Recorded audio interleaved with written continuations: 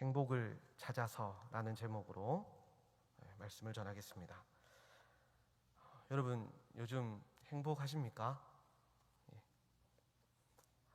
아니시라면 언제 행복하셨습니까? 한번 기억을 더듬어 보시겠어요? 내가 언제 정말 행복했지? 내가 언제 진짜 행복했지? 기억이 나지 않으십니까? 그럼 앞으로 행복할 계획이십니까? 그것도 우리는 장담할 수가 없습니다. 만약 여러분이 지금 행복하시다면 왜, 무엇으로 인해 행복하십니까? 행복을 추구하며 사는 삶은 바람직합니다. 모든 사람은 행복을 추구하며 살고 있습니다.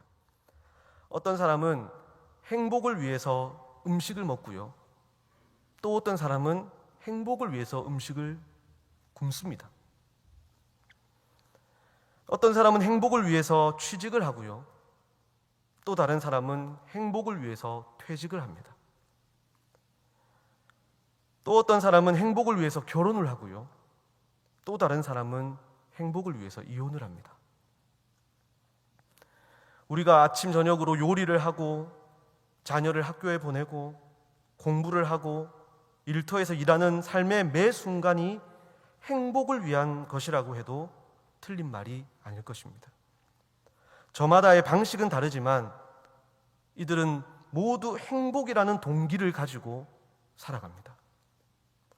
그렇다면 우리가 삶 속에서 누리는 이 행복, 이것은 참되고 진정한 행복일까요? 이 행복은 얼마나 길게 우리 곁에 있을까요? 여러분, 이 행복에 대해서 한번 생각해 보셨습니까? 그리스도인은 행복해야 됩니다. 늘 행복해야 됩니다. 그리스도인이라고 어떻게 늘 행복합니까? 라고 생각하실 수도 있습니다. 그럴 수도 있지만 성경은 우리에게 말씀합니다. 빌립보서 4장 4절에 보면 주 안에서 항상 기뻐하라. 내가 다시 말하노니 기뻐하라. 주 안에서 행복하라는 말이죠. 시편 68편 3절에는 말씀합니다. 의인은 기뻐하여 하나님 앞에서 뛰놀며 기뻐하고 즐거워할지어다. 4번이나 말해요. 기뻐하여 뛰놀고 기뻐하고 즐거워하라. 그리고 웨스터민스터 소요리문답 제1문, 사람의 제일 되는 목적은 무엇입니까? 라는 질문에 대한 답을 여러분 아시죠? 잘 아시죠? 사람의 제일 되는 목적은 하나님을 영화롭게 하고 영원토록 그를 즐거워하는 것이다. 영원토록 즐거워하는 것이다. 입니다. 이 행복, 이 기쁨에 대한 이 성경 말씀은 너무 많습니다. 그런데 그게 여러분 쉽지가 않습니다. 그렇죠? 신앙생활하면서 행복하고 기쁠 때도 물론 있지만 수시로 괴롭고 화나고 슬프고 만족하지 못할 때가 너무 많습니다. 집에서도, 일터에서도, 학교에서도, 심지어 교회에서도 그렇습니다. 그리스도인으로 항상 행복하게 살아가는 것은 너무 어렵습니다. 그렇게 어려운 이유가 여러 가지가 있겠지만 근본적인 이유를 하나 말씀드리자면 우리는 이 세상에 나그네로 순례자로 살고 있기 때문에 그렇습니다. 이 세상에서 하나님의 자녀, 그리스도인으로 사는 것은 한 곳에 영원히 머물러서 정착하지 않는 여행객이 되는 것입니다. 현재를 살아가고 있는 우리뿐만이 아니라요. 역사적으로 인류의 역사상에서 구약의 아브라함을 비롯해서 신약의 바울을 지나서 우리에게 이르기까지 나그네의 삶, 이 여행객의 삶이 하나님의 자녀들에게 닥친 현실이었습니다. 우리는 세상에 뿌리 내리지 않고 이 세상에서 참된 소속감도 두지 않습니다. 때문에 나그네로 순례자로 살면서 세상에서 행복을 찾고 세상에서 만족하며 사는 것은 분명 어려운 것입니다. 그러나 사람들은 세상에서 행복을 찾으려 했습니다. 세상 속에서요. 참된 행복을 찾으려 했습니다. 세상에 완전히 동화되어서 지금 내가 사는 여기가 나의 가장 큰 보물창고인 것처럼 그렇게 살고 있습니다. 내가 사는 집, 내가 모으고 쓰는 돈, 내가 추진하는 사업과 투자, 내가 번듯하게 키워놓은 자녀에게 자신의 온 열정을 다 쏟으면서 그것이 영원할 것이라는 의식을 가지고 살아갑니다. 그것에서 행복을 얻을 수 있을 것이라고 믿고 손에 꼭 쥐고는 절대 놓치지 않고 절대 빼앗기지 않으려고 온갖 열의를 다 쏟으면서 살아가죠. 하지만 그것은 사람에게 진정한 행복과 만족을 주지 못합니다. 지난 오후 예배 시간에 살펴봤던 이 전도서 1장 1절에서 11절 말씀에서 전도자는 이렇게 말했습니다.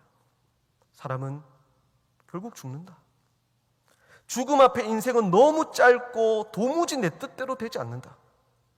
반복되는 인간의 역사 속에서 지금 내가 가지고 있는 이것들은 예전에 누가 가지고 있던 것들이었고, 결국에 내가 가진 이것들은 내 것이 아니라 또 다른 누군가의 소유가 될 것이다. 그래서 인생은 헛되고 또 헛되다 라고 했었죠. 자, 그렇다면 우리가 이 세상을 살면서 참되고 진정한 행복을 찾는 것은 정말 불가능한 것일까요? 내가 선을 행하고 사랑하는 사람들과 함께 기뻐하고 더 많은 경제적인 부를 쌓고 보다 지혜로워지는 것은 정말 우리에게 참된 행복을 주지 못할까요? 이 전도자가 질문했던 것처럼 사람이 해 아래에서 하는 모든 수고는 유익하지 않을까요? 모든 만물은 다 피곤하고 진정 만족함을 얻을 수는 없는 것일까요? 이 질문에 대한 답을 주는 성경이 바로 전도서이고 특히 오늘 우리가 읽은 이 본문입니다.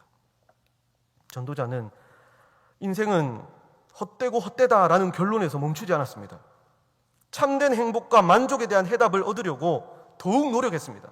이번에는 실제로 세상 속에 뛰어들어서 모든 것을 탐구하고 경험을 해봅니다.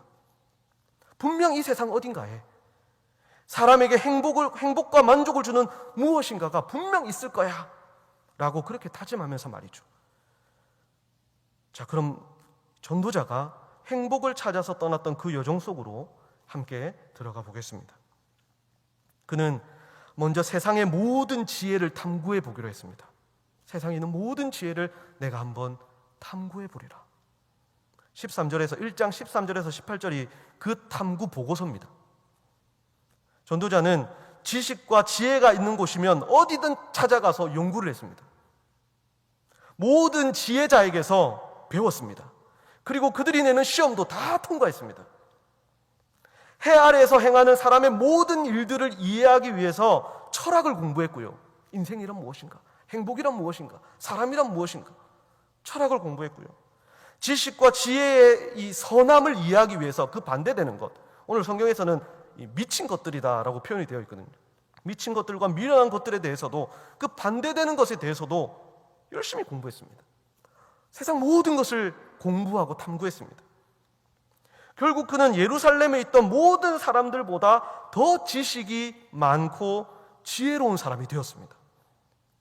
그의 방에는요, 이 학위 증명서가 빽빽하게 이 액자에 이제 걸려 있는 겁니다. 그리고 각종 자격증과 각종 메달과 트로피가 거실 한쪽 이 벽면을 가득 채우게 된 겁니다. 세상의 모든 지혜를 다 탐구했으니까. 자, 이 정도가 되면 사람들은 생각합니다. 진짜 행복하겠다. 저 사람 부모는 얼마나 좋을까? 저 사람 이제 꽃길만 걷겠네. 사람들은 그렇게 죽기 살기로 공부하고 연구하면서 지식을 쌓아갑니다. 그리고 자기 자녀들에게도 말합니다. 공부해라. 공부해서 남 주냐? 다 너 행복하라고 하는 말이다. 학생에게 있어서 가장 중요한 것은 공부, 다른 그 무엇도 아닌 오직 공부다. 그렇게 최선의 결과를 달성하고 배우고 또 배워서 정상에 올라가면 너에게 출세가 보장되고 결혼도 잘하게 되고 마침내 성공한 인생이 된다. 이것이 사람들이 생각하는 행복입니다. 전도자는 바로 그 경지까지 올라갔던 겁니다. 그렇다면 전도자는 뭐라고 할까요? 누구보다 뛰어난 지혜와 지식을 탐구하고 쌓아온 이 전도자는 과연 여기서 행복을 찾았을까요? 그가 내린 결론은 이렇습니다. 14절 말씀에 모두 다 헛되어 바람을 잡으려는 것이로다. 18절 말씀에 지혜가 많으면 번뇌도 많고 지식이 더하니 근심도 더해진다. 이것입니다. 전도자는 아는 게 많으면 많아질수록 더욱 슬퍼졌습니다. 아무리 지혜와 지식을 쌓아도 마음은 허전하고 여전히 만족할 수가 없었습니다.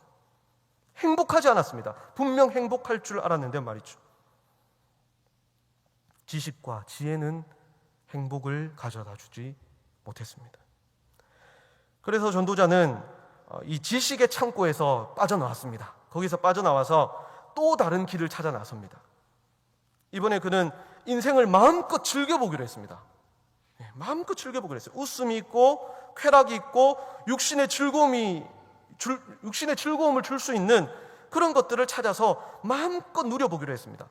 2장 1절에서 3절이 그 보고가 기록되어 있는 부분입니다. 전도자는 마음껏 웃기 위해서 즐거움과 웃음을 줄 수 있는 것들을 이곳저곳 찾아다녔습니다. 너무 재밌는 코미디 공연도 보고요. 신기한 서커스와 마술쇼도 보고요. 이것은 성경에 없습니다. 여러분, 제가 여러분이 이해를 돕기 위해서 말씀드리는 겁니다. 신기한 서커스와 마술쇼도 보고요. 유명한 가수 콘서트에도 가보고요. 재미나다고 소문난 연극도 보면서 문화생활을 다 즐기면서 다른 거 전부 다 내려놓고 다 잊고 마음껏 즐기고 마음껏 웃었습니다. 너무 부럽죠, 여러분. 혹시 나도 한번 그래봤으면 좋겠다라고 생각하시는 분들 아마 있으실 거라 생각되는데, 특히 이 가정사에 찌들리고 자녀 키우느라 고생하신 우리 여자 성도님들은 나도 한번 그래봤으면 좋겠다라고 생각하실 수 있을 겁니다. 전도자는 거기서 멈추지 않았습니다. 사람들이 죽고 못 사는 술도 진탕 마셔보았습니다. 이 사람은 지금 참된 행복을 찾기 위해서 이런 것들을 하고 있는 겁니다. 최고급 와인바에서요, 가장 비싼 와인도 마셔보고요, 가장 분위기 좋은 레스토랑에서 값비싼 안주에 최고급 양주도 마셔봅니다. 어떤 날은 지글지글 끓인 고추장찌개와 도톰하게 부친 해물파전에 막걸리를 연거푸 들이켜봅니다. 여러분, 여기서 침이 꼴깍 혹시 삼키는 분 없으시길 바랍니다. 저게 정말 행복한 건가 하셔야 되는데, 그래, 그게 역시 행복이지 라고 하시는 분 없으시길 바랍니다. 자, 누가 들어도 정말 행복할 것 같은 이러한 순간들, 나도 한번 그래봤으면 하는 이런 웃음, 쾌락, 즐거움들이 사람에게 과연 얼마나 많은 행복을 안겨다 줄 수 있을까요? 여러분은 실컷 웃고 실컷 즐기고 나면 얼마나 행복하십니까? 그 순간 행복하고 즐거울 수 있습니다. 하지만 그것이 얼마나 길게 지속이 될까요? 인생의 슬픔과 아픔을 다 잊게 해줄 수 있을까요? 전도자는 세상의 웃음과 쾌락을 경험해본 후에 말합니다. 2절에 이것들이 무슨 소용이 있는가? 아무 소용이 없다는 겁니다. 전도자는 이번에도 허무함을 느꼈습니다. 한순간 즐거움과 행복감을 줄 수 있을지는 모릅니다. 하지만 아무리 즐거운 웃음도 술과 쾌락도 영원하고 진정한 행복을 주지는 못했습니다. 전도자는 이 허무함에 깊이 실망했습니다. 그리고 더 강력한 무엇인가가 필요하다라고 생각했습니다. 그래서 전도자는 웃음과 쾌락의 모퉁이를 살짝 돌아서 부귀영화의 길로 발걸음을 옮겼습니다. 부귀영화의 길로.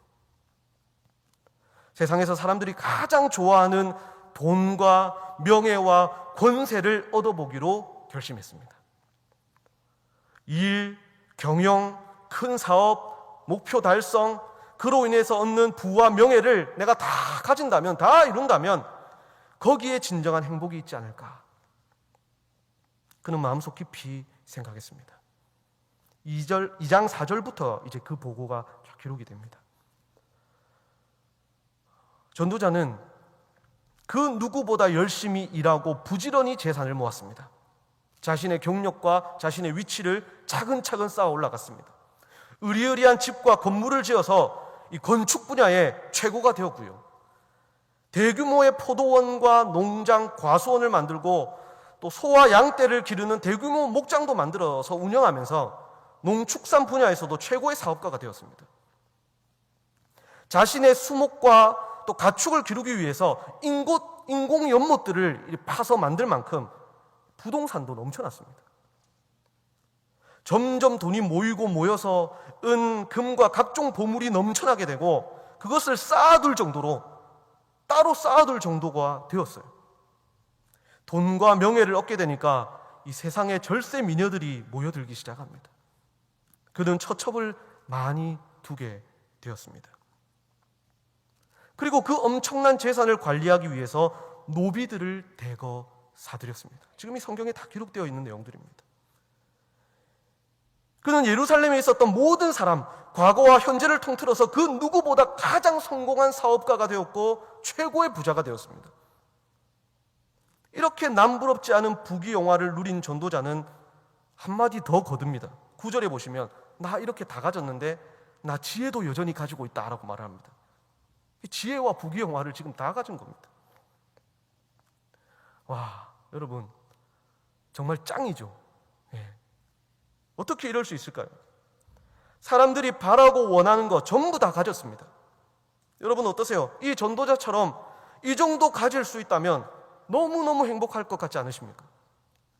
진짜 이 정도만 가지면 내가 진짜 많이 베풀고 하나님께 더 많은 건 내가 드리고 좋은 일도 많이 하고 더 이상 욕심내지 않고 주신 것에 만족하면서 착하게 살 수 있을 것 같지 않으십니까? 이 모든 것을 가진 전도자, 그는 그 누구보다 행복하고 그 누구보다 만족한 삶을 살아야 마땅합니다. 그런데 말입니다. 안 웃기세요? 이거 오래간만에 제 트레이드 마크를 하나 한번 했는데 다 잊어버리신 것 같아요.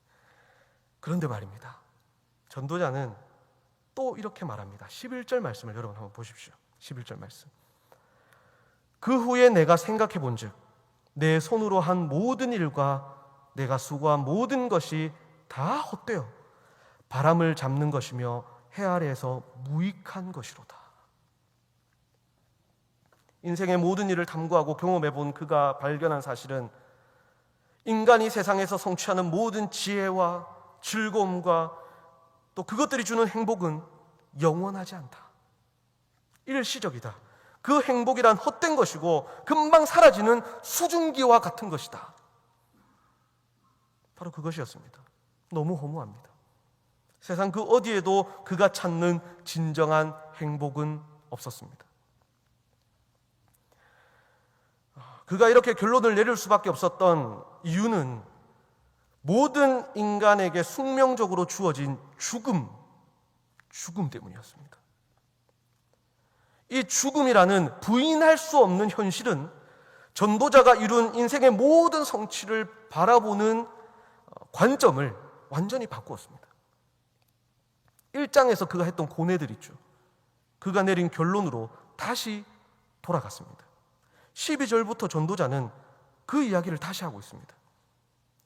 자신이 그동안 쌓아올린 지식과 지혜, 마음껏 누린 즐거움과 쾌락, 열심히 끌어모은 부귀와 영화는 죽음이라는 거대한 그림자 앞에 아무것도 아닌 거예요. 그래서 16절에 이렇게 고백합니다. 지혜자의 죽음도 우매자의 죽음과 다를 것이 없더라. 온갖 쾌락을 다 누린 사람의 죽음과 고통 속에서 살았던 사람의 죽음도 다를 것이 없고 부귀영화를 끝없이 쌓아올린 사람도 죽음 앞에서는 다른 여느 사람들의 죽음과 다르지 않더라. 구별되지 않더라 라는 것입니다. 그리고 18절에서 23절에서 전도자는 말합니다. 자기가 가진 이 모든 것이 자기가 죽고 나면 다른 누군가에게 가게 될 것이다. 그 사람이 선하고 지혜로운 사람인지 아니면 악하고 어리석은 사람인지, 그래도 선하고 지혜로운 사람한테 가면 좋을 텐데 악하고 어리석은 사람한테 갈 수도 있죠. 그것을 알 수는 없지만 분명 나 아닌 다른 누군가의 소유가 될 것이다. 너무 실망스럽다. 너무 실망스럽다. 사람이 해 아래서 행하는 모든 수고와 마음에 애쓰는 것이 무슨 소득이 있을까? 일평생 근심하며 수고하는 것이 무슨 소용이 있는가? 왜 인생은 이렇게 허무한 것을 얻지 못해 안달이 나 있단 말인가? 왜 인생은 이렇게 헛된 것에서 행복을 찾으려 하는 것인가? 죽음 앞에서 보다 지혜로워지고 인생을 보는 눈이 밝아진 이 전도자는 행복을 찾아서 탐구하고 경험했던 세상의 모든 것들에 대한 이와 같은 결론을 내리게 되었습니다. 성도 여러분, 방금 우리가 살펴본 이 본문은 솔로몬 왕을 떠오르게 합니다. 그렇죠? 세상 누구보다 뛰어난 지혜, 세상 누구도 따라올 수 없는 부귀영화, 그것을 누린 사람은 누가 뭐래 해도 솔로몬입니다. 그래서 이 전도서의 저자를 솔로몬이라 주장하는 사람들도 많고요. 하지만 지난번에 말씀드렸다시피 이 솔로몬이 저자라는 이 확정할 수 있는 것은 없다라고 제가 말씀을 드렸었습니다. 많은 성경학자들이 이 전도서를 쓴 전도자가 솔로몬이 가지고 있던 지혜와 또 그 경험들을 가지고 와서 솔로몬의 옷을 입고 자신이 솔로몬이 되어서 그 이야기를 우리에게 들려주고 있다. 그러면서 솔로몬이 가진 지혜와 그가 누렸던 부귀영화도 사람에게 진정한 행복을 줄 수 없는 것이다 라는 교훈을 우리에게 준다라고 그렇게 주장을 합니다. 솔로몬이 가진 지혜와 부귀영화, 그것은 분명 하나님이 주신 것이었습니다. 그렇죠. 그것으로 자신이 기도한 것처럼 감사하면서 하나님의 백성을 바로 다스리는데 사용했어야 했습니다. 하지만 그는 그것을 자신의 행복과 만족을 위해 사용했습니다. 나중에는 지혜와 부귀영화로 말미암아 교만해지고 우상을 숭배하고 하나님께 등을 돌리게 됩니다. 하나님이 주신 지혜와 부귀영화가 솔로몬에게 불행이 되었던 것입니다. 사람들은 솔로몬의 지혜를 원합니다. 솔로몬이 가진 부귀영화를 사모합니다. 그것이 있으면 내가 보다 행복할 것이라고 굳게 믿습니다. 그래서 끊임없이 그것을 갈망합니다. 물론 그것이 있다면 좋겠죠. 그 순간 행복할 것입니다. 하지만 그것은 우리에게 영원하고 참된 행복과 만족을 주지 못합니다. 채우고 또 채워도 우리의 갈망은 채워지지 않고 보다 더 화려하고 보다 더 크고 보다 좋은 것을 자꾸만 갈망하게 될 것입니다. 전도자는 깨달았습니다. 진정한 행복은 하나님께 있다라는 것을 깨달았습니다. 우리가 읽었던 24절에서 26절 말씀해 보시면 삶의 기쁨과 만족, 지혜와 지식과 희락은 다 하나님이 주시는 것이다. 그것은 하나님 한 분만으로 기뻐하고 감사하는 자에게 하나님이 선물로 주시는 것이다 라고 말합니다. 우리는 하나님이 선물로 주신 그것들을 나의 행복을 위한 도구로 사용해서는 안 됩니다. 이 선물을 누리고 살면서 그 속에서 하나님의 손길을 느끼고 감사할 수 있어야 하고 하나님의 뜻을 따라 이것들을 사용할 수 있어야 합니다. 하나님이 없는 지혜는 어리석음이고 하나님이 없는 부귀영화는 패망의 지름길입니다. 진정한 지혜는 하나님을 경외하는 것이고 진정한 기쁨은 하나님을 기뻐하는 것이며 진정한 행복은 하나님이 우리에게 주신 선물을 감사하며 하나님 안에서 그것들을 누릴 때 비로소 경험할 수 있는 것입니다. 신명기 33장 29절은 말씀합니다. 이스라엘이여 너는 행복한 사람이로다. 여호와의 구원을 너같이 얻은 백성이 누구냐? 그는 너를 돕는 방패시오 내 영광의 칼이시로다. 내 대적이 내게 복종하리니 내가 그들의 높은 곳을 밟으리로다. 다른 그 무엇이 아니라 하나님 바로 그분이 우리의 진정한 행복이십니다. 사랑하는 성도 여러분, 하나님을 알고 하나님이 우리에게 주신 구원과 또 인생의 선물을 아는 우리는 정말 참 행복한 사람들입니다. 참된 행복을 잃어버린 우리 인생에 예수 그리스도께서 오셨습니다. 그분은 우리의 행복이십니다. 그분을 아는 지식은 가장 깊고 고귀한 지혜이고 그분 안에서 누리는 기쁨은 세상 그 무엇과도 비교할 수 없는, 바꿀 수 없는 기쁨입니다. 그분과 함께 살아가는 삶의 한순간 한순간이 세상 그 무엇과도 바꿀 수 없는 가장 행복한 순간입니다. 그분이 없으면 아무것도 아닙니다. 그분이 없다면 모든 것은 다 배설물과 같습니다. 그 참된 행복을 누리시며 세상 그 누구보다 행복한 삶을 사시는 저와 여러분 되시길 주님의 이름으로 간절히 소망합니다. 아멘.